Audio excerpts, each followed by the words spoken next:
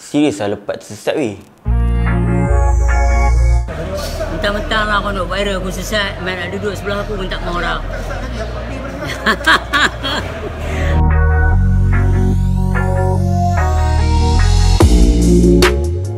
Okay, Assalamualaikum dan selamat sejahtera. Aku Faizuan. Kepada yang baru datang, selamat datang, selamat kenalan. Pada yang dah lama subscribe, terima kasih kerana support aku. Okay, hari ni kita nak cerita sikit tentang seseorang ni yang bernama Lepat. Nama panggilan dia lah. Aku tak berapa kenal sangat dia ni, cuma sebab dia viral kan. So banyaklah juga tengok-tengok video-video dia dekat dalam YouTube apa semua kan. Sebab ramai yang kata dia sesat, bawa ajaran salah lah apalah kan. So sebab tu aku follow dia dan aku nak tengok kat mana sesatnya kan. Sebab kita ni tak boleh nak mengukur orang suka hati kan. Lebih baik kita kaji dulu, kenal dulu. Okey, Lepat ni seorang pelukis potret yang aku tahu lah. Sedikit lah tentang Lepat. Dia ni seorang pelukis potret jalanan dan dia ada melukis di negeri dia sendiri iaitu Penang. Dan dia ada melukis juga di KL kalau tak salah aku. Okay, nama dia Ismail bin Arifin kalau tak salah. Minta maaf kalau salah. Lepat tu hanya nama samaran dia lah kan. Nama pena dia. Sedikit yang aku tahu tentang dia ni dulunya viral dengan kisah kisah hak penjagaan anak kalau tak salah aku. Dan kemudian anak dihilang dalam penjagaan mahkamah ke apa ke, itu aku tak pastilah. Sebab tu apa yang dia selalu cakap dalam live dia. So aku beritahu korang balik. Katanya time tu rasanya dalam tahun 90-an. Dan dikatanya media ni duk buat cerita pasal dia lah. Lepas kes tu, media ni duk buat cerita pasal dia sesat lah, makrifat cara lepat lah. Sedikit yang aku tahu lah tentang Lepat ni. Okay, dari yang aku tengok ni, Lepat ni, dia ni manusia biasa je macam kita. Sama je macam kita semua, manusia biasa. Cuma bagi aku dia ni diberi kelebihan sikit lah untuk bercakap, memecah minda bagi sesiapa yang ingin mengenal Allah lah. Okay, ilmu ni pula, ilmu mengenal Allah ni, ilmu mengenal Tuhan ni, sebenarnya bagi aku bukan baru lah. Daripada zaman-zaman tok-tok kita dulu dah ada. Zaman-zaman pendekar-pendekar dahulu kala. Cuma kita je sekarang ni yang ketinggalan lah bab ni. Dia macam ilmu tu makin pupus tau. Kalau dulunya menjadi bualan, mungkin sekarang ni orang tak tahu pun. So itulah sedikit. Aku pun nak tanya korang lah, salah ke kita ni nak mengenal Tuhan kita? Kita ni solat tunggang terbalik, tapi kita tak kenal siapa yang kita sembah tu. Ya kenal, tapi pada nama. Macam aku pun boleh cakap aku kenal artis tu, aku kenal artis ni, aku kenal YouTuber ni, aku kenal YouTuber ni, aku kenal siapa-siapa ni. Tapi bila kau tanya aku lebih mendalam, aku boleh cakap aku kenal nama lah. Aku tak pernah jumpa, aku tak kenal dia macam mana, aku tak pernah duduk sebumbung dengan dia, aku tak tahu siapa yang sebenar-benar dia, kecuali hanya nama dia. Macam tu juga, macam mana kau kenal Tuhan kau kalau hanya pada nama? Macam mana pula yang dikatakan dengan talqin bila ada orang meninggal kat kubur? Dikatakan soalan pertama tu, Ma Rabbuka, iaitu siapa Tuhan kamu? Kita semua boleh jawab. Orang bukan Islam pun boleh jawab. Semua boleh jawab, Allah. Tapi betul ke kau kenal dia? Ke kau kenal dia hanya pada nama je? So bagi aku itu belum boleh dipanggil kenal yang sebenar-benar kenal. Hanya kenal pada nama saja. Kau baru nak jawab, tegak-gagap, dah kena beduk. Tapi tu dari sudut faham yang ramai lah dah lama jugalah aku follow Lepat ni. Follow Facebook dia, Instagram dia, YouTube dia, untuk mencari titik di mana dikatakan sesat tu tadi. Sebab banyak sangat dalam YouTube kalau korang tengok, kalau sebut je tentang Lepat mesti sesat. Macam-macam lagi lah dia punya spekulasi terhadap dia. So aku bukan jenis orang yang terus menghukum. Bila aku dah dapat tahu tu, aku terus kaji lah. Sebab kita ni tak boleh nak menghukum orang kan. So aku pun study lah video-video dia. Aku nak tengok lah juga kan, apa benda yang dia kata sesat sangat ni. Aku study video-video dia. Tak adalah study, maksudnya aku tengok live dia ke, kalau dia buat live kan. Aku tengok video-video YouTube dia ke. Kadang-kadang kalau aku nak pergi kerja tu, aku layan dulu dia punya dia punya video. Sementara nak pergi kerja tu. So adalah sikit ilmu kita boleh dapat kan. Nak tengok juga apa yang dia sampaikan tu betul kan dia katakan sesat tu tadi kan. Lepas tu aku pergi pelancaran dia, pelancaran buku dia iaitu apa tu? kontradiksi dalam Wanita Melayu Mencari Tuhan kalau tak aku dia punya tajuk buku dia. Dan aku pun ada beli satu buku yang bertajuk Terima Kasih Si Babi Hutan. Itu pun menjadi kontroversi juga tu. Waktu buku tu mula-mula keluar dulu. Biasalah orang ni tengok kulit je kan. Orang tengok pada tajuk je orang dah kecam. Apa ni letak babi dalam tajuk kan? Kita tengok stigma masyarakat kita punya pemikiran. Hanya dengan tengok kulit buku saja dia dah boleh menghukum dah.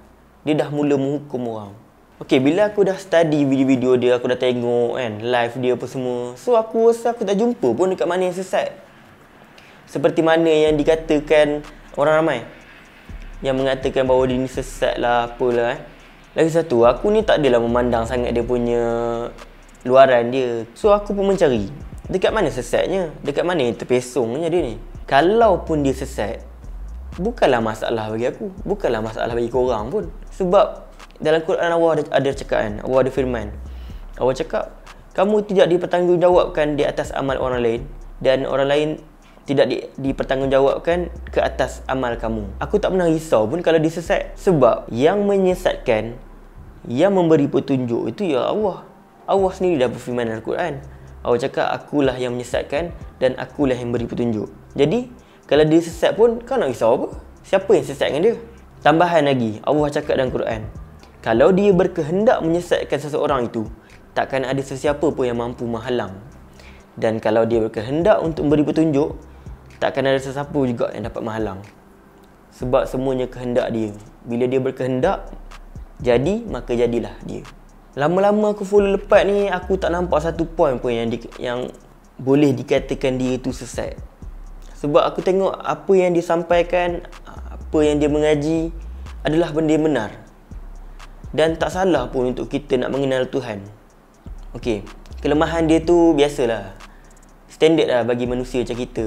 Untuk membuktikan bahawa kita ni hamba yang tak pernah sempurna. Sebab yang maha sempurna hanyalah Allah Subhanahu Wa Taala. Aku tak nak sentuh lah penceramah-penceramah mana yang sebut pasal dia ni, yang hentam dia ni.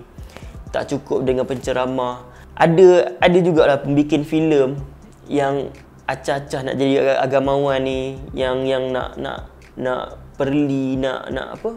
Sindir orang yang mengaji ilmu tauhid, ilmu tasawuf, ilmu mengenal diri ni. Kadang-kadang aku muak juga.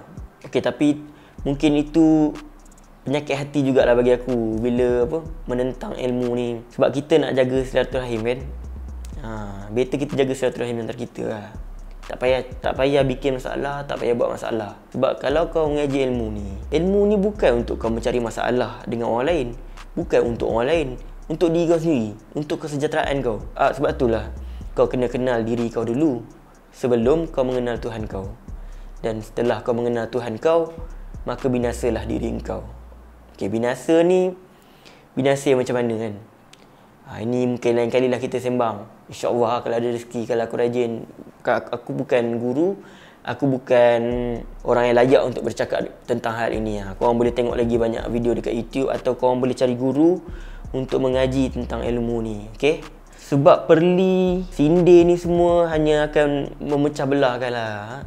Hanya akan memutuskan silaturahim antara kita. Malah merugikan dua-dua pihak. Kau hentam, api dengan api nak jadi apa? So kalau kau ada pendapat kau, janganlah ajak orang sama-sama membenci siapa yang kau hentam tu. Satu lagi kenapa aku cakap Lepat ni bagus dan memberi impak pada masyarakat lah yang follow dia lah kan. Sebab dia ni dia macam penceramah lain juga, macam ustaz-ustaz lain juga. Dia akan petik surah ni, petik surah tu. Dan yang bagusnya bila dia petik surah ni, dia akan memberi impak kepada golongan muda ni yang makin lama makin tinggalkan Quran ni. Untuk kalau tak ada Quran pun mungkin dia orang boleh download dekat handphone. So bila contohnya Lepat petik surah ni, petik surah tu bersesuaian dengan situasi yang dia tengah sembang, kita boleh check, kita boleh pause video dulu, kita boleh check betul ke apa dia cakap, ke dia main petik je kan. So kita boleh tengok dekat handphone, kita buka surah yang dia baca tu, betul ke dengan apa yang disampaikan. So kebanyakan daripada apa yang dia petik tu dan aku check, semua okey, semua bertepatan dan bersesuaian dengan situasi apa yang dia cakapkan tu. Tu salah satu benda yang bagus lah bagi aku.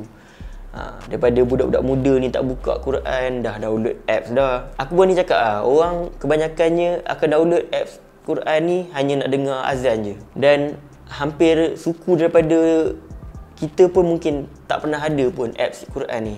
So dari situ budak-budak muda ni boleh belik-belik terjemahan Quran, boleh tengok surah-surah, boleh baca Quran.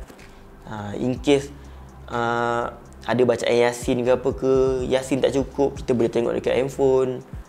Sebab sekarang ni teknologi dah moden kan, so kau gunalah. Ni salah satu yang bagus lah aku tengok dengan Lepas ni.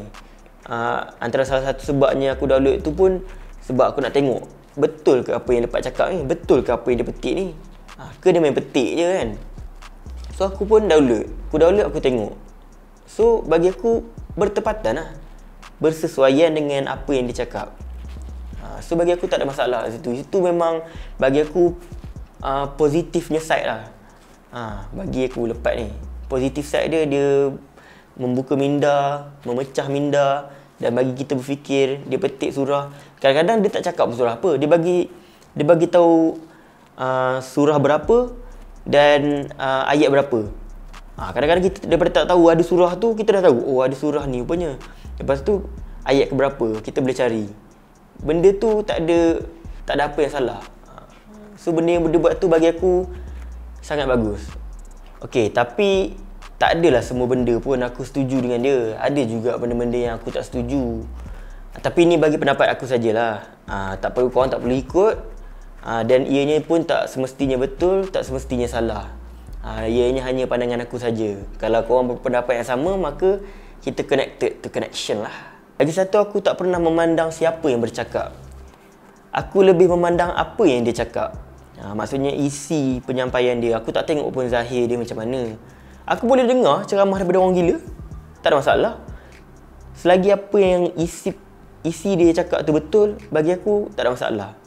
Aku okey. Aku orang yang sejahtera, insya-Allah. Sebab Islam tu sejahtera kan. Hari-hari kita ucap salam kat orang, kita ucapkan sejahtera kepada orang. Kita sendiri tak faham apa maksud sejahtera tu. Lagi satu, kalau nak lihat pada zahir lah kan, tak ada siapa pun yang sempurna. Hang tak sempurna, aku tak sempurna, tak ada siapa yang sempurna. Sebab Allah tu maha sempurna. Itu pembuktian bagi kita ni sebagai hamba lah. Allah pun tak pandang pada pakaian kita, tapi Allah pandang pada hati kita. Pandang kulit, dapatlah kulit. Pandang isi, insya-Allah dapat yang meliputi. Antara yang aku tak berapa nak setuju sikit lah dengan Lepas ni sebenarnya, bila dia keluarkan terms Ustaz Fiqah. Selalu mention Ustaz Fiqah tu, Ustaz Fiqah ni. Bagi aku, dia sebagai ikon, Lepas ni sebagai ikon, tak perlu pun dia nak mempromosikan gelaran tu, gelaran Ustaz Fiqah. Kenapa? Bagi aku, kita dah mengaji jalan yang sejahtera ni. Kita dah sejahtera. Kenapa kita nak perlu nak label-labelkan orang?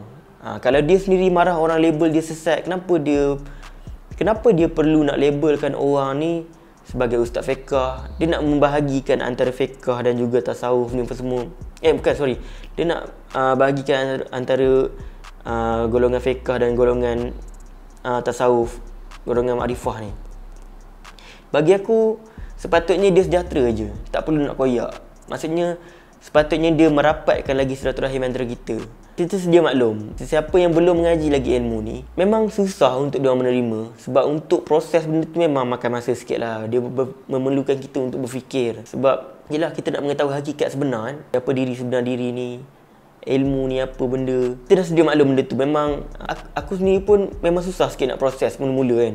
Tapi Brother Lepas sebagai ikon, bagi aku lah, tak perlulah kita nak asing-asingkan golongan fiqah ke golongan makrifah. Apa salah kita raikan pendapat masing-masing? Kalau diorang tak boleh terima apa Brother Lepas punya pandangan, kenapa Abang Lepas perlu menentang apa diorang punya pendapat? Kalau kita fight api dengan api, tak jadi apa. Salah seorang kena jadi air untuk memadam api tersebut, untuk kita bersatu. Okey, aku nak mohon maaf. Aku bukanlah agamawan ke, bukan ilmuwan ke. Aku cuma orang yang mahu mengenal siapa aku yang sebenar-benar aku. Mohon maaf ni hanya sekadar untuk melengkapi sajalah fitrah bagi yang ramai. Yang penting untuk menjaga silaturahim antara kita. Okey, aku nak mohon maaf juga pada Brother Lepas. Kalau dia tersinggung ke, ada yang aku tersalah cakap ke, pendapat aku tak betul ke, aku minta maaf. Kalau mungkin kita punya pendapat berlainan, tapi apa salahnya kita raikan pendapat kita. Korang ada pendapat korang, aku ada pendapat aku. Tak guna pun kita gaduh, tak ada apa pun. Gaduh, bertengkar ni bagi aku perkara yang merugikan. Daripada kita boleh jaga silaturahim kita, dah terpecah belah. Dah nak habis video dah. Akhir kata lah, bagi aku, kalau korang nak study apa benda yang dapat share ni, tentang ilmu mengenal diri, tasawuf, tauhid, makrifah ni, hakikat, tak ada masalah, tak ada hal pun. Sebab bila kau nak mengenal Allah, takkanlah Allah tu terlalu kejam untuk dia sesatkan kau, sedangkan dia sendiri yang berkehendak untuk memperkenalkan diri dia pada kau. Kalau betul lah kau cakap boleh sesat ilmu ni, mana pergi sifat Allah Ar-Rahman, Ar-Rahim yang kau ucap tiap-tiap hari dalam setiap apa yang kau nak mulakan dalam hidup kau, iaitu Bismillahirrahmanirrahim. So, bagi aku tak ada apa pun yang kau nak risaukan dengan ilmu nak mengenal Allah ni. Come on lah, kita nak kenal Allah kot. Takkanlah Allah terlalu kejam kan. So tak ada masalah. Dia, bagi aku, Allah tu mesti akan lorongkan kau juga. Sebab dia yang berkehendak untuk memperkenalkan diri daripada kau. So takkanlah dia nak sesatkan kau. Kalau ia pun dia sesatkan kau, kau masih dalam rahmat dia kot. Kau masih dalam kasih dan sayang dia kot. Kau masih ciptaan dia kot. Kau rasa dia akan bertindak kejam pada kau ke? Cuma yang aku nak cakap, terbabas kadang-kadang tu standard lah. Kau pakai waist pun boleh terlepas simpang. Ni kan pula kau nak mengenal Allah. So tak, bagi aku tak ada apa lah. Korang juga selalu ucap Inna lillahi wa inna ilaihi raji'un. So kepada siapa juga kita akan balik nanti kalau kau sesat pun? Pada dia juga. So setakat ni dapat sikit-sikit kan. So itu je lah untuk kali ni. Sorry lah, lari tajuk sikit. Kali ni bukan video pasal muzik ke, pasal cover ke, ataupun pasal vlog ke. Cumanya aku dah agak muak tengok orang yang mengaji ilmu ni kena hentam kan. Come on lah, korang yang kat luar sana masih mentam tu. Yang mengaji ilmu ni, niat dia nak mengenal Tuhan kot, nak mengenal Allah. So kalau korang kecam, korang hentam, korang fikirlah balik, korang ni hentam siapa sebenarnya? Siapa yang berkehendak untuk membawa dia kepada ilmu ni? Membawa kepada untuk mengenal Tuhan ni, kalau bukan Tuhan itu sendiri? Dengan share gambar orang makan pakai zikir lah, starter kit untuk sembang makrifat lah. Aku tak tahu lah, macam tak boleh brain dengan benda ni. Tapi yelah, aku faham diorang buat tu sebab diorang tak faham dan diorang tak tahu. Belum sampai kepada peringkat faham diorang kan benda ni. Dalam masa sama, korang boleh juga gunakan akal korang. Sebab Allah cakap dalam Quran, Allah firman, Allah kata, beruntunglah orang-orang yang menggunakan akalnya. Allah cakap dalam Quran berulang-ulang kali tau. So, pesanan aku lah, okay, kalau betul korang nak hentam ilmu ni, kalau betul korang nak hentam orang yang mengaji ilmu ni untuk mengenal Tuhan ni, korang hentam betul-betul. Korang gali betul-betul. Korang carilah dekat mana kesilapan, dekat mana kesalahan. Aku tak pernah marah, aku tak pernah menyesal. Cuma aku sedikit sedih lah. Selebihnya aku rasa kesian. Sebab aku juga tahu lah, kadang-kadang orang yang mula dapat ilmu ni, orang mula dapat jalan ni, bermula dengan penolakan. Macam aku juga, aku macam orang biasa. Sebelum ni aku macam, kalau mungkin kalau ada member, ada sahabat-sahabat yang sembang benda ni, atau mungkin ada guru yang sembang benda ni, aku macam malas nak ambil pot lah. Standard orang biasa memang macam tu.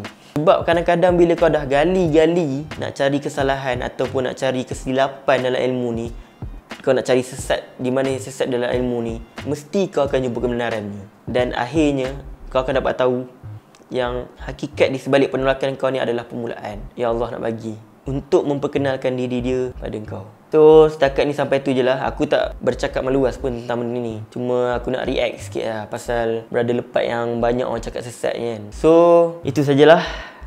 Sekian, terima kasih. Assalamualaikum warahmatullahi wabarakatuh. Aku mohon maaf zahir dan batin. InsyaAllah kita jumpa lagi. Assalamualaikum.